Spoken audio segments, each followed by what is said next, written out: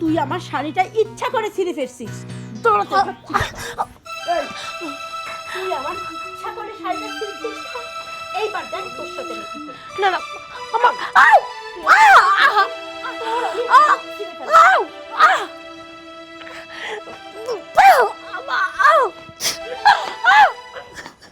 ভাত খাবি না? তোরা তো আজকেই শেষবারের মতো ভাত খাবো।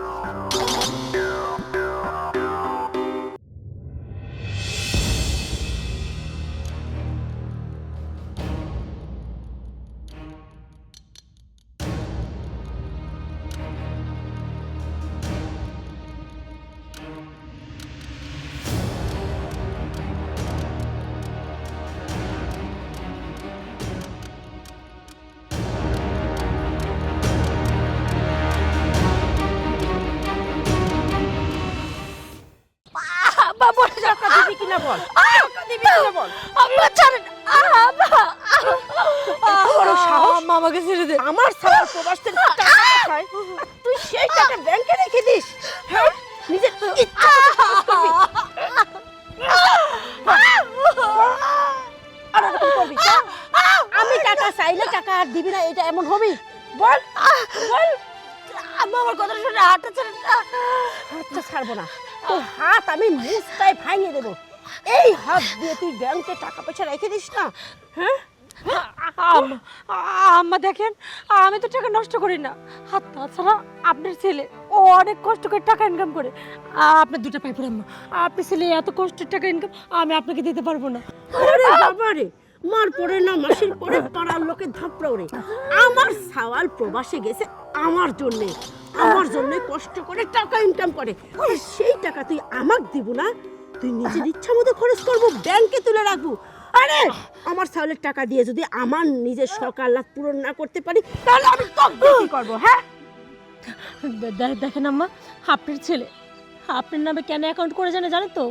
শুধুমাত্র আপনার ব্যবহার, আর সে খুব ভালো করেই জানে যে আপনি তার সমস্ত কষ্টের টাকা নষ্ট করে ফেলবেন। এর জন্য আপনি থাকতেও আপনার নামে না দিয়ে আমার নামে দিছে। আর যাই হোক, আমি তো আমার স্বামীর বিশ্বাস ভাঙতে পারবো না, কিছুতে আপনাকে আমি টাকা দিব না। তুই আমার সাওয়ালের টাকা আমাকে দিব না, তোর কাছ থেকে কি করে টাকা আদায় করা লাগে সেটা আমি খুব ভালো করেই জানি। আমাকে মারতে মারতে মেরে ফেললো, আমি তো না। শোন, তোকে একটা কথা কই, তোর হেনতেন কি করে টাকা আদায় করা লাগে আমি অনামিকা খুব ভালো করেই জানি। বুঝতে পারছিস? দেখিস তুই তাকাই তাকাই কি করে আমি টাকা আদায় করি তোর কাছ থেকে।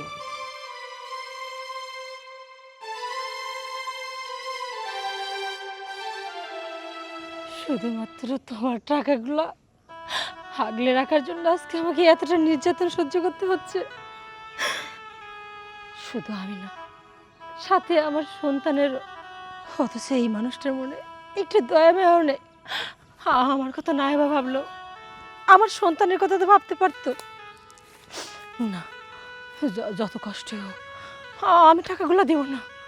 ওগুলো আমার স্বামীর গায়ের রক্ত ঝরানো টাকা। যে করে হোক টাকাগুলো তো আমাকে আগলে রাখতেই হবে, রাখতেই হবে।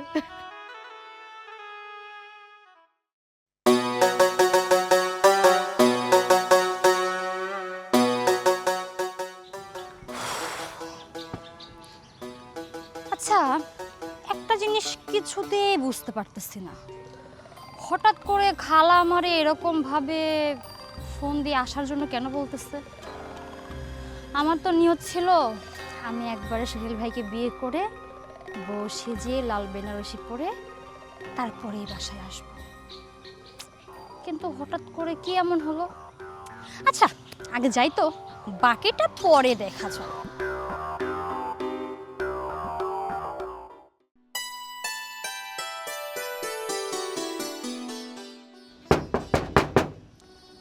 খালা, খালা। আরে আসছি। কে? আরে মিমি, কেমন আছো? আমি যেমনই থাকি সেই কৈফিয়তকে আমি আপনাকে দিতে আসছি? না, ইয়ে মানে এই চুপ থাকেন তো, আমার খালা কই? খালাকে ডাকেন। খালা, আরে খালা, এত তাড়াতাড়ি করে ডেকে আনলে যে? বাবা, খবর দেব না? খবর দেওয়া ছাড়া তো তুই খালাক দেখতেই আসিস না। ও আচ্ছা, তার মানে আপনিও কি আসতে বলছেন? কেন, আমার খালা কি আমাকে আসতে বলে আপনার অসুবিধা করে ফেললো? ছি ছি, এইভাবে কেন বলছো? আমার তো ননদ নেই, তুমি আসতে ভালোই লাগতেছে। একটা ননদের দেখা পেলাম, একসঙ্গে বসে গল্প করা যাবে, আড্ডা দেওয়া যাবে, এত খুশি হওয়ার কথা। খালা, আমার মনে হয় আর কোনো কাজ নেই। আমি এত দূর থেকে এতদিন পরে আসছি, তার মতো একটা অলক্ষীর সাথে বসে আড্ডা দেওয়ার জন্য আর গল্প করার জন্য। এই আমি বুঝলাম না, এত গরমের ভিতরে আমার বঞ্জিটা আসছে, তুই কি করলি? গেটের সামনে তার দাঁড় করায় রাখলি। এত গরমের ভিতরে আইছে, না জানি ঘরে নিয়ে যাবি, ঠান্ডা শরবত দিবি, সেটা করা বাদ দিয়ে এখানে দাঁড়ায় দাঁড়ায় খোশ গল্প করতেছিস। কি চিন্তা ভাবনা যে গরমের ভিতরে আসছে, ওকে ভিতরে না নিয়ে যায়, এখানে একটু শাস্তি দেই, দাঁড় করায় রেখে, এই চিন্তা ভাবনা করছিস?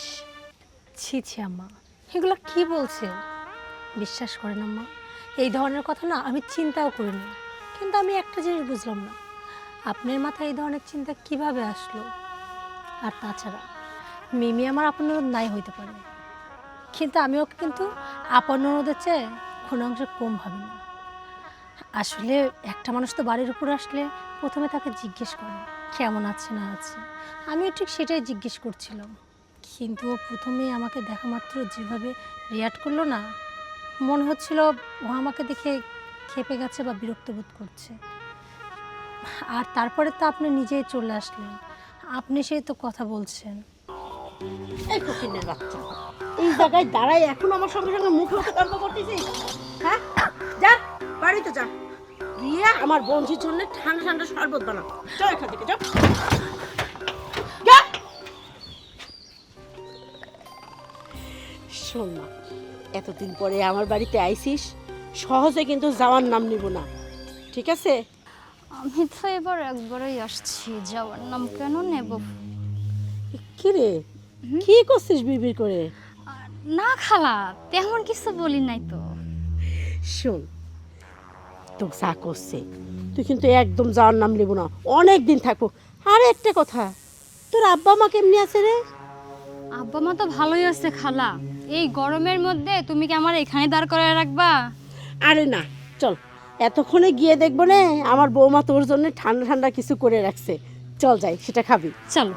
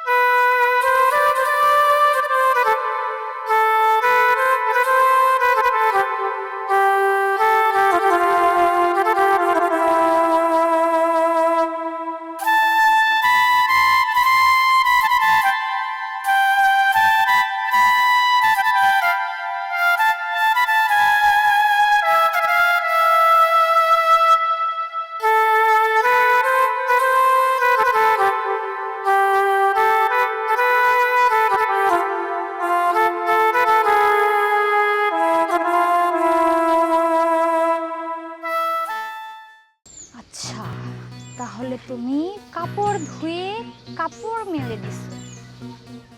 এত সুন্দর করে পরিষ্কার করে ধুয়ে কি লাভ হলো? যদি সেই পরিষ্কার করে ধোয়ার পরেও তোমারে আমি একটু মেডিসিন দেওয়াই, কাপড়টা ছিঁড়বো আমি, নাম হবে তোমার, কারণ কাপড়টা পরিষ্কার করে ধুয়েছো তুমি।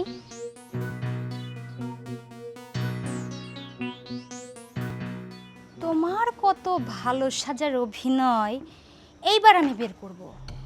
আমি তোমার জীবনটা না তিলে তিলে এমনভাবে বিষিয়ে তুলবো, তুমি নিজে বাধ্য হয়ে শ্বশুর করে চাল চালাইতে বাড়ি থেকে কেটে পড়বা। আর তার যা করা লাগে আমি সর্বদা করতে প্রস্তুত। দেখবা আর খাবা, কিছু বলতে পারবা না। এখন থেকে তুমি বুঝবা মিমি কি জিনিস। সুন্দর করে শাশুড়ির ধোয়া কাপড়ই এখন তোমার জন্য কাল হয়ে দাঁড়াবে। খালা, ও খালা, খালা গো, কি রে, কি হয়েছে? তুমি তোমার শখের বৌমারে, আদরের বৌমারে শাড়ি পরিষ্কার করে ধুতে দিছিলা না? এই দেখো কত সুন্দর চকচকা ঝকঝকা তকতকা করে শাড়ি।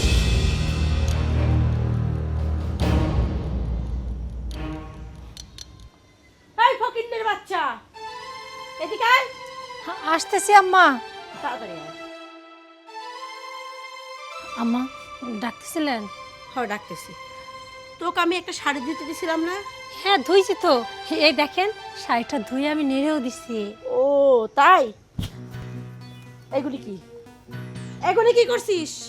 আম্মা বিশ্বাস করেন, আমি তো যখন শাড়িটা নেড়ে দিই তখন তো ভালোই ছিল, শাড়ি কোথাও ছিঁড়ে নাই, কিন্তু শাড়িটা ছিঁড়ল কিভাবে? তাই কোথাও ছেড়েনি? খালা, তার মানে আমার মনে হয় কি ভাবি কিচ্ছু করেনি, শাড়ির এমনি এমনি হাত আর পা বের হয়ে গেছিল, ওরাই মারামারি করে ছিঁড়ে ফেলছে। না না, বিশ্বাস করেন আম্মা, আমি এরকমটা বলতে চাইনি, তবে সত্যি বলছি, আমি তো নিজে শাড়িটা কাচ্ছি, তখন দেখছি কোথাও ছিঁড়া ছিল না। এই দেখ, তুই করছিস, তুই নিজে শাড়ি খাচ্ছিস, তাহলে তুই যদি খাচ্ছিস তাহলে শাড়ি ছিল কে? আমি যখন নেড়ে দিই তখনও শাড়িটা ঠিক দেখলাম, কিন্তু এর মধ্যে শাড়িটা ছিঁড়ে গেল কিভাবে? এই মিথ্যা কথা কর, জায়গা পাস না। হ্যাঁ, তুই আমার শাড়িটা ইচ্ছা করে ছিঁড়ে ফেলছিস, দৌড়াতে থাকছিস। এই, তুই আমার ইচ্ছা করে শাড়িটা ছিঁড়ছিস না? এইবার দেখ তোর সাথে নাকি। না না আম্মা, তুই আমি ছিঁড়ে ফেলবো।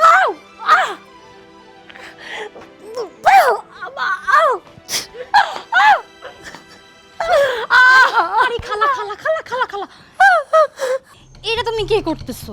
তোমার অসহায় গর্ভবতী বইয়ের উপরে এরকম নির্যাতন করলে, মারধর করলে তো মরে যাবে, আর একবার যদি মরে যায় না তখন আমাদের সবার তো এই জেলার ভাত খাওয়া লাগবে। তার থেকে তোমার যদি বেশি কষ্ট হয়, এই যে আমি তোমার বোনের মেয়ে, তোমার একটা নতুন শাড়ি কিনে দেবো। হ্যাঁ, আর ভাবি তুমি ওঠো ওঠো ওঠো, ভাবি তুমি ওঠো ওঠো ওঠো ওঠো। ইস ইস, আস্তে আস্তে। ও ভাবি, তুমি খালার আচরণে একদম কিচ্ছু মনে করো না, তোমার খুব ব্যথা লাগছে। আচ্ছা তুমি এখন ঘরে যাই রেস্ট করো, তোমার আর কোনো কাজ করতে হবে না, আমি আছি না, আমি তোমার বোনের মতো না, আমি তোমার সব কাজ করে দেবো। চলো চলো। না না, আমি কাজ করতে আরে পারবো। আর একটা কথাও বলো না, তুমি যাও তো, ঘরে গিয়ে রেস্ট করো, যাও যাও।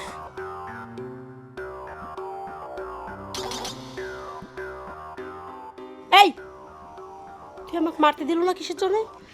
আরে খালা, তুমি তো কিছুই বোঝো না, ওই যে বাংলা একটা কথা আছে না, সাপও মারতে হবে আবার লাঠিও আস্ত রাখতে হবে, লাঠি তো ভাঙা যাবে না, সাপও মারলাম লাঠিও আস্ত রাখলাম। কেমন লাগলো ব্যাপারটা? বুঝতে পারছি তুই কি বলতে চাইছিস। যাক, তোর মাথায় বুদ্ধি আছে বটে। চলো এখন আবার কিভাবে সাপ মেরে লাঠি আস্ত রাখা যায় সেই পরিকল্পনাটা করি, চলো।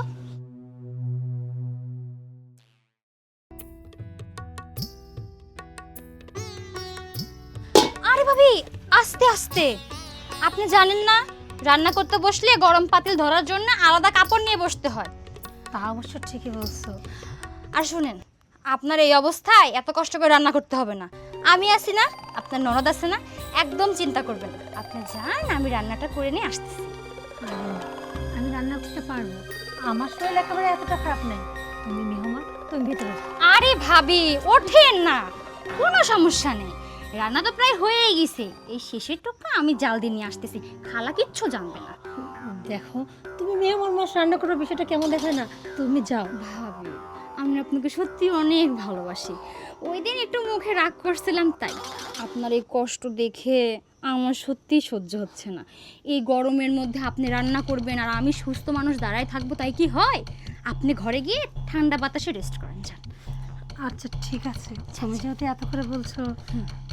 আপনি যান, রান্না শেষ করে নিয়ে এসে দুই ননদ ভাই বউ একসঙ্গে বসে খাবো। হ্যাঁ পারবা তো তুমি? হুম, আচ্ছা। পারবো না মানে? আমি মিমি পারবো না তাই কখনো হয়?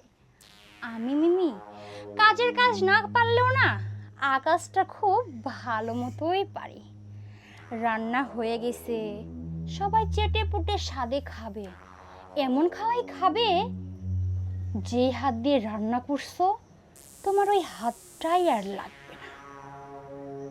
সেই টেকনিকটা আমি খাটাচ্ছি, বেশি কিছু না। সুন্দর করে এই বয়মের সম্পূর্ণ লবণটুকু আমি এখন এই তরকারির মধ্যে দিয়ে দেব। স্বাদ একটু বেশি হবে, কেউ বুঝতেও পারবে না।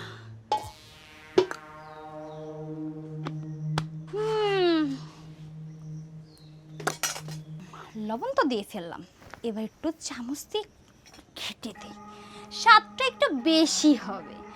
রান্নাটা যেহেতু ভাবি করছে,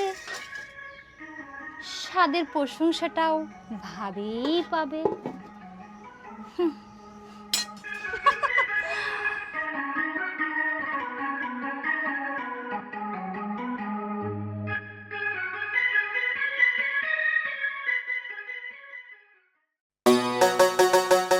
আম্মা, কোথাও যাচ্ছেন?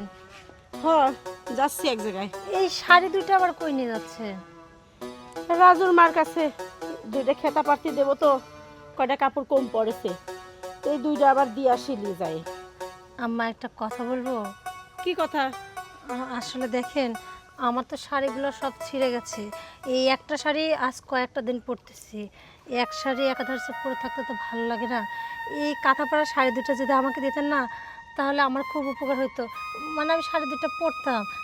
এখনও তো মোটামুটি ভালোই আছে। দেখতো যন্ত্রণার কথা বাচ্চা, তোর নজর যে এত নিচে নামি গেছে আমি ভাবতেও পারতেছি নি। এই দুটি শাড়ি আমি লিচি খেতে পারার জন্য, খেতে পারলি ভাল দেওয়া যাবে নি, আর তুই কি শুরু করেছিস? আম্মা দেখেন, আমার তো শাড়ি নেই, এই জন্যই তো চাচ্ছিলাম পুরাতন শাড়ি। আহা খালা, বাদ দেও না, খেতা পারবা, দরকার হলে আমি তোমার নতুন দুইটা শাড়ি কিনে দিব না। নতুন খেতার শাড়ি আরো সুন্দর দেখা যাবে। তুমি এটা ওরে দিয়ে দাও, ও পড়ুক।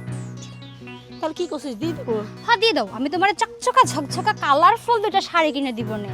তাহলে নতুন কাপড়ের খাতা সুন্দর দেখা যাবে। ধর ধর। খালা, চলো আমরা ওই শর্টের পর্যায়ে বসে একটু কথা কইকা। বাড়ির ভিতর গরম, আর বাড়ির কাজগুলা ভাবি করে ফেলুক এই সুযোগে। আচ্ছা ঠিক আছে। ভাবি, ওই যে আমি তো কটা কাপড় চোপড় নিয়ে আইছি, ময়লা হয়েছে, একটু গরম পানি করে ধুয়ে টানা রোদে শুকাই দিন। হ্যাঁ, এই যে কি সুন্দর করে খুলি, কথাটা যেন মনে থাকে। হ্যাঁ, মনে না রাখলে কিন্তু পরে আবার ওই যে না না না, মনে থাকবে। না না ভাবি আমাকে মেলা ভালোবাসে, তাই না কোন ভাবি? ওই যে আবার শুকাই গেলে না আবার একটু ইস্ত্রিও করে দিন ভাবি। চলো খালা চলো। বাবা, এই এতদিন তো ছিল একজন, এখন আবার আর একজন এসে জুটছে, এখন হয়েছে দুইজন। আমার যে অবস্থা, এর মধ্যে কাপড় চোপড় কাচো, ইস্ত্রি করো, এরা তো মানুষ না, বলে কোনো লাভ নেই। দুটো শাড়ি দিছে, আপাতত পরতে পারবো।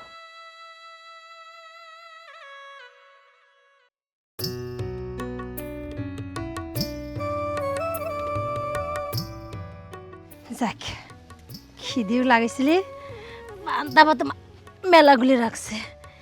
এই ভাত বলে এখন পেট ভরে খাবো, তারপর আমার শান্তি। এই বোমা, জি আম্মা। তোমার ঘরে ফোন বাজতেছে তো। আপনি ফোনটা ধরলেই তো পারতেন, মনে হয় আপনার ছেলে। না, একজনের ফোন আরেকজন ধরা ঠিক না। কিন্তু খাইতে বসলে। আরে এই জায়গায় ভাজা থাও, কেউ তো নেই, কথা কই আসো আগে। আচ্ছা আম্মা ঠিক আছে, আপনি একটু ভাতটা দেখেন। হ্যাঁ আচ্ছা, সে দেখো না, আমারও তো বাড়ির ভিতরে একটু কাজ হয়েছে। আপনি একটু দাঁড়ান, আসতেছি।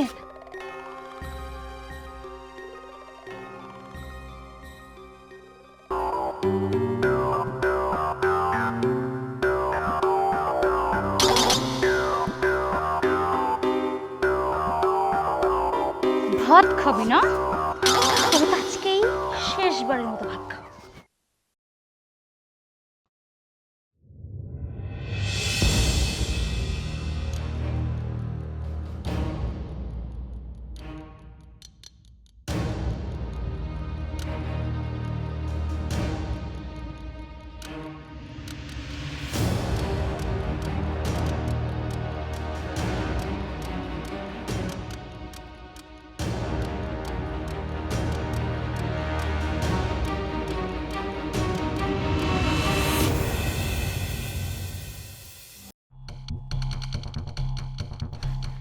আম্মা, আরে অফিস থেকে ফোন দিছিল।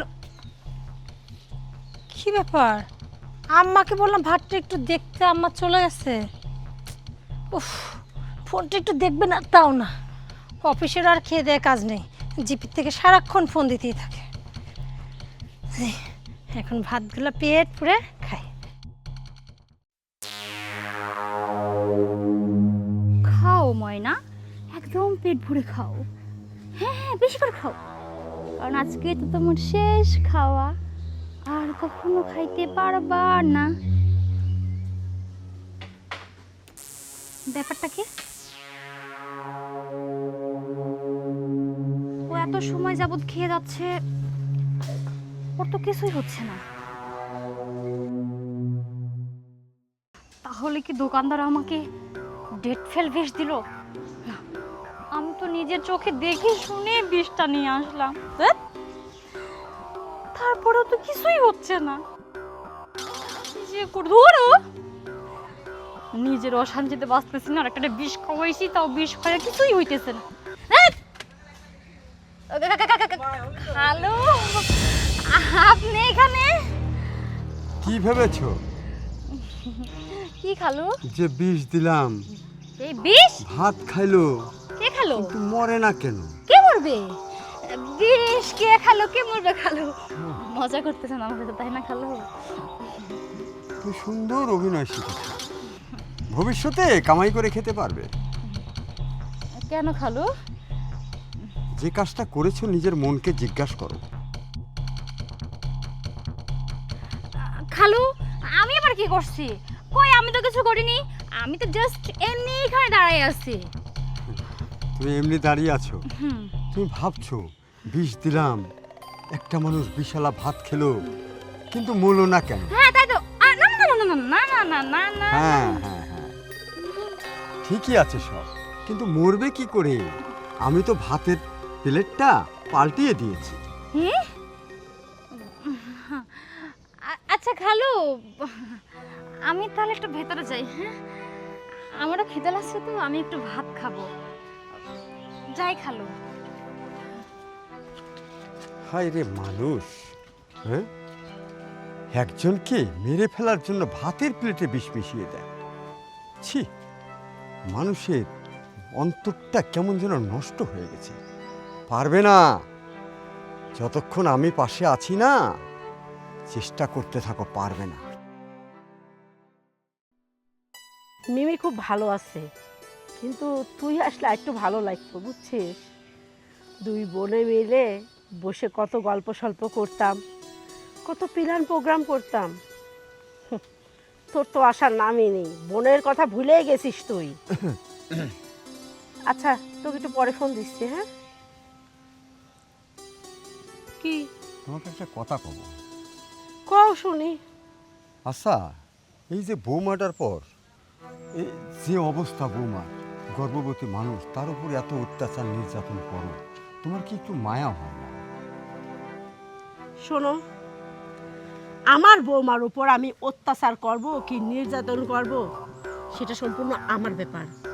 তুমি এসব বিষয়ে কথা কয় না তো। তুমি বাড়ির পুরুষ মানুষ, পুরুষের মতো থাকো, মেয়েলি বিষয়ে মাথা ঘামাতে যায় না। না, আমি করছি কি, যে ধরো মেয়েটার তো এখন একটু যত্নের দরকার। আচ্ছা, তুমি তাক দিয়ে ভারী কাজ করাচ্ছাও, করাও, সমস্যা নাই। বেচারাটা খাইবেরও দাও না। আচ্ছা, গোটা দিয়ে খাইবের তো দিবে, তার তো শরীরে একটা ভিটামিনের দরকার আছে। বাবা, বুঝলাম না তোমার হঠাৎ করে ওই বৌমার প্রতি এত দরদ উতলায় উঠতেছে কিসের জন্য? হ্যাঁ, এত দরদ তো আগে কোনো সময় দেখিনি। শোনো, বেশি দরদ দেখাই তো যায় না, তাহলে বৌমার যে বেহাল দশা হচ্ছে, তার সঙ্গে সঙ্গে কিন্তু তোমারও কিন্তু খাওয়া বন্ধ হয়ে যাবে। আচ্ছা ঠিক আছে, তাও বলি কি, তুমি শাশুড়ি মায়ের মতো পরে একটা মেয়ে নিয়ে আসা হয়েছে, তুমি যতটুকু পারো একটু দেখো, আমি তোমার উপর জোর করতেছি না। শোনো, এই বৌমালি গবেষণা বাদ দাও, বুঝছো? আর নিজের কাজের দিকে একটু মনোযোগ দাও। যাও, নিজের কাজ করো, যাও। আচ্ছা,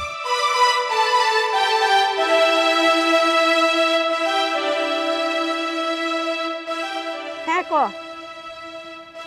কইছে তো দুলা ভাই, বৌমার প্রতি দরদ উতলাইয়া উঠতেছে।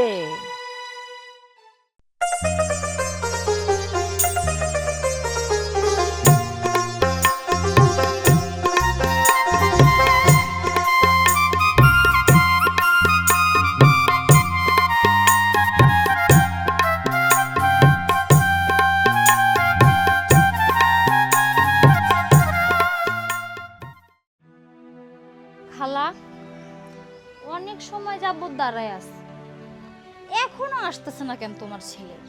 ভাইয়া কখন আসবে খালা? উফ, এত অস্থির হয়েছিস কে? ও যখন কইছে যে আসতেছে তাহলে ঠিক চলে আসবেনি। খালা ওই যে ভাইয়া চলে আসছে দেখো। বাজান কেমন আছিস? আমি ভালো আছি, আমার আসতে কোনো কষ্ট হয়নি, কিন্তু কষ্ট হয়েছে যখন আমি এই কথাগুলো শুনতে পাইছি। মা, তুমি এমন কাজটা কেমন করে করলে? এমন একটা কাজ তুমি করতে পারলে? এ আবার কি কথা? কি করেছি? কিসের কষ্ট? এই কি এমন করেছি যে তুই কষ্ট পাচ্ছিস? মা, মনে হচ্ছে তুমি ভাজা মাছটা উল্টা খাইতে জানো না, মনে হচ্ছে তুমি কিছুই জানো না। তুমি যে তোমার বৌমাকে দিনের পর দিন নির্যাতন করো, অত্যাচার করো, ঠিক মতো খাইতে দাও না, তুমি কি ভাবছো আমি এগুলো কিছুই জানি না? সোহেল, এইসব মিথ্যা কথা তো কে বলছে? হ্যাঁ, আমি তোর বউকে অত্যাচার করি, নির্যাতন করি, এই সম্পূর্ণ কথা মিথ্যা। আমি তো বৌমাকে যথেষ্ট ভালোবাসি, কত কি রাজ্য করি, কত আদর যত্ন করি, তাই না? হ্যাঁ মা, তুমি আমার বউকে এত আদর করো, এত যত্ন করো, তার কারণে ঠিক মতো সে খাইতেই পায় না। খাইতে পাই না? হ্যাঁ মা, তুমি আর মিথ্যা বলো না, আমি সব কিছু জানি। তুই সব কিছু জানিস? তুই কি জানিস? আন্দাজে কোনো কথা বলবি না কিন্তু। মা, আমি সব কিছু জানি। বিশ্বাস করেন আম্মা, আমি কিচ্ছু বলি নাই। চুপ! আর তুমি কি করবে? ও, আর তুই আন্দাজে কি করছিস? তুই কি এমন জানিস? কি কব কত দেখি। কিভাবে জানি সেটা তুমি জানতে চাও, তাই না? হ্যাঁ। তাহলে শোনো।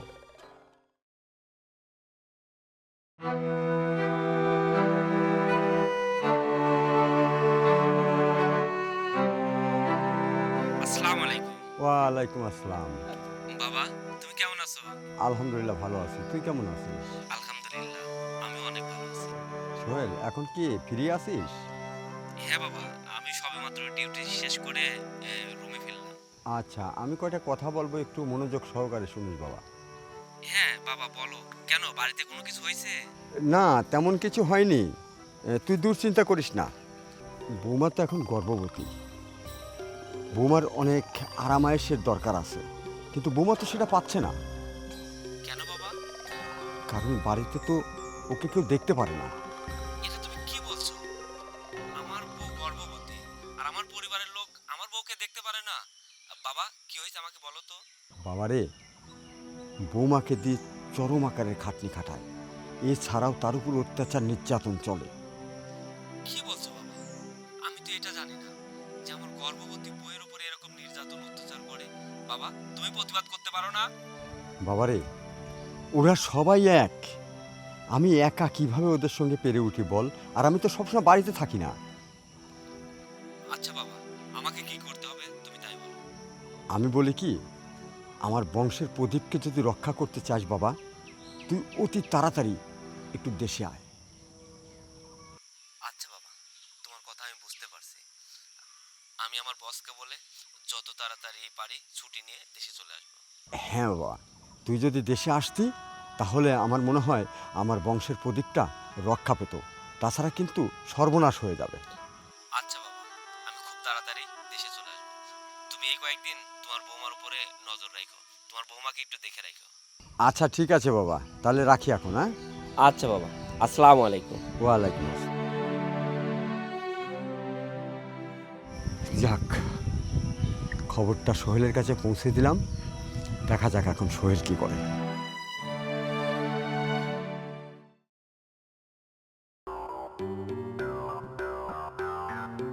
তুমি মা, বাবাকে বকে লাভ নেই, বাবা তো যেটা সত্য সেটাই বলছে। কিন্তু তুমি এমন একটা কাজ কেমন করে করলে বলো? তুমি না আমার মা, তুমি আমার মা হয়ে আমার সঙ্গে অভিনয় করলে। বাহ মা বাহ, কি সুন্দর অভিনয়। আমি ছেলে হয়ে আমার মায়ের অভিনয় বুঝতে পারিনি, আমি ধরতে পারিনি।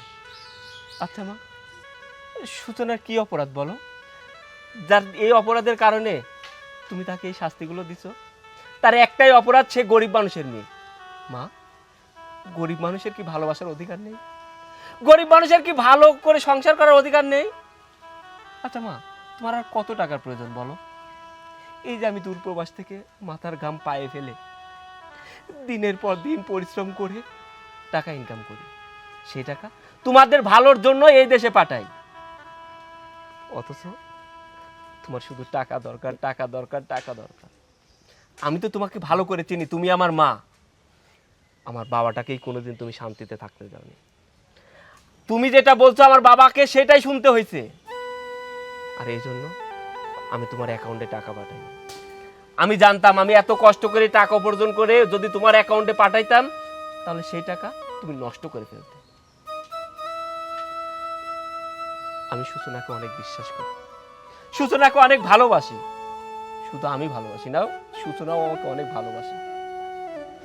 জানো মা, সূচনা যেদিন ফোন করে আমাকে বলল, সোহেল তুমি কি কাজ করো, আমি সত্যটা বলতে চাইনি। তারপরে যখন বললাম, জানো দূরপ্রবাসে কত কষ্ট করে টাকা উপার্জন করতে হয়, 18 ঘন্টা 20 ঘন্টা ডিউটি করে আবার ওভার টাইম করতে হয়, রুমে এসে নিজে রান্না করে খাইতে হয়। সূচনা আমাকে বলছিল, তোমার ওই দেশে অত ইনকাম করার দরকার নেই, তুমি বাড়িতে চলে আসো, প্রয়োজনে আমরাও অল্প খাবো, তবুও তো আমরা একসঙ্গে থাকতে পারবো। তুমি আমাদেরকে ভালো রাখার জন্য এত কষ্ট করতেছো। তারপর থেকে আমি যে টাকা পাঠাইতাম ওই একটা টাকাও বাজে খরচ করতো না। তুমি জানো অনেক প্রবাসীর বউরা আছে যে স্বামীর টাকা পেলেই সে নিজের ইচ্ছা মতো খরচ করে, সেই টাকাগুলো নষ্ট করে ফেলে। কিন্তু আমার বউটা নিজে কখনো একটা ভালো পোশাক পরেনি, নিজে কোনোদিন একটা টাকা বাজে খরচ করেনি। ও সবসময় ভাবতো আমার স্বামীটা এত কষ্ট করে টাকা উপার্জন করে, সেই টাকা আমি বাজে পথে কেমনে করে খরচ করব। আর তুমি আমার মা হয়ে আমার কষ্টের টাকা খরচ করার চেষ্টা করলে, আর সেই টাকা দিল না জন্য তাকে নির্যাতন করলে, অত্যাচার করলে। মা, ও না গরিব মানুষের মেয়ে, ওকে তোমার পছন্দ হয় না, ওকে এই বাড়ি থেকে তুমি তাড়িয়ে দিবে, কিন্তু ওর গর্বে তো এই বংশের প্রদীপ, আমার সন্তান। তুমি তাকে নির্যাতন করলে তোমার কষ্ট হতো না? তাকে তুমি নির্যাতন করলে তোমার কষ্ট হলো না? আর মিমি, তোকে বল, তুই না একটা মেয়ে মানুষ, একটা মেয়ে মানুষ হয়ে একটা মেয়ে মানুষকে এরকম নির্যাতন করতে পারলি, এরকম অত্যাচার করতে পারলি? আমি তোর থেকে এটা আশা করি না। আজকে বাবা যদি সঠিক সময় আমাকে খবরটা না দিত, হয়তো আমার বউকে আমি বাঁচাতে পারতাম না। তোমরা দুজন মিলে ষড়যন্ত্র করে আমার বউটাকে মেরে ফেলতে, তা না হলে আমার সন্তানকে তোমরা মেরে ফেলতে। যাই হোক সূচনা, চলো আমরা আর এই বাড়িতে থাকবো না। যে বাড়িতে আমার সন্তান নিরাপদ নয় সে বাড়িতে আমরা থাকতে চাই না। তা অবশ্য ঠিকই বলছো। আমি শুধুমাত্র আমার সন্তানের কথা ভেবে আর তোমার কথা ভেবে এই বাড়িতে দিনের পর দিন আমার সমস্ত অত্যাচার মুখ বুজে সহ্য করছি। শুধুমাত্র চেয়েছিলাম আমার সন্তানটার জন্য ভালো থাকে, কিন্তু না, তোমার মা আমার কথা তো দূরে থাকে, আমার সন্তানের কথাও কখনো ভাবনি। আর আমি আমার সন্তানের জন্য সব কিছু করতে পারি। চলো সূচনা, চলো। বাবা দাঁড়া, তোরা যেখানে যাস আমাকেও তোরা সঙ্গে করে নিয়ে যা, আমি আর এই নরকে থাকতে চাই না। না না বৌমা, সোহেল, আমাকে তোরা মাফ করে দে। দেখ বৌমার না আসলে কোনো দোষ নেই। তুই প্রবাস থেকে টাকা পয়সা পাঠাইছিস সব বৌমার নামে। বৌমার কাছ থেকে যখন আমি টাকা চাইতাম, বৌমা বলতো এভাবে টাকা পয়সা নষ্ট করা যাবে না। আমি খুব এক্সট্রা খরচ করতাম, আমি নিজের মন মতো খরচ করতে পারতাম না বলে আমার খুব রাগ হতো। সেই রাগ আমি চেক দিতে না পারে বৌমার উপর মারধর করতাম, অত্যাচার করতাম, যে আমার সাওয়ালের প্রবাসের টাকা আমি কেন খরচ করব না।